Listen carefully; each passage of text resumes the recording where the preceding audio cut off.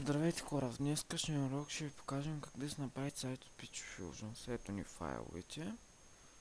Аз после направо ще ги направя на RAR и ще ги кача под урока файловете. Да може да не си ги търсите, направо да си ги теглите. За по-лесно.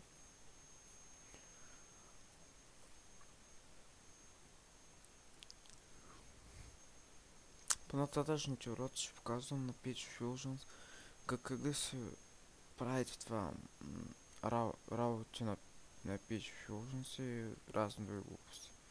Сега да вземем localhost, phpMyAdmin. Почти е подобната работа като сайта с 107, ако сте гледали урока. Ако не сте го гледали, който се интересува от 107, може да го види. Така, пишем сега PHP Fusions. Така, пишем localhost. Апа, coffee.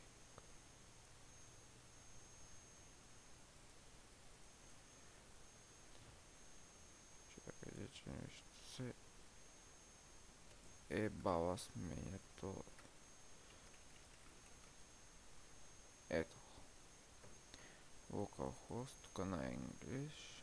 Така, той кофе къде го гледай.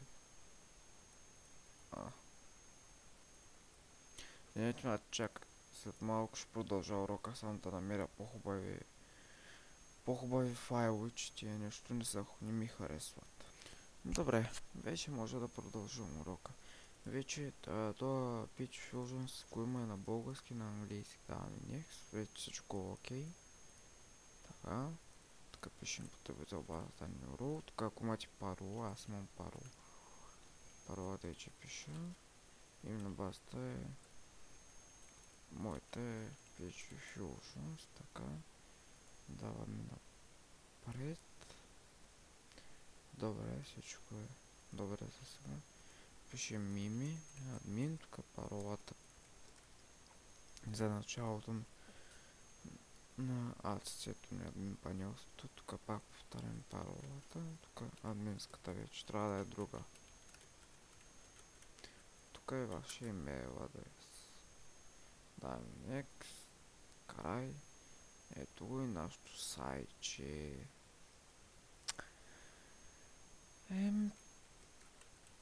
Да видим дали админ панела ни пачка. Добре, всичко е окей. Сега внимание, открите setup.ph. Моля, изтрите го незабавно. Сега ще го намерим. Ето го setup. Изтрихме го и нашото сайтче е готово. Благодаря, че ме гледахте. Дано съм ви помогнал. Ако имате някакви въпроси, пишете ми във форума. Скоро ще имаме форум, да. От другата седмица вече имаме форум. Може да пишете вътре всичко, ако нещо не сте разбрали.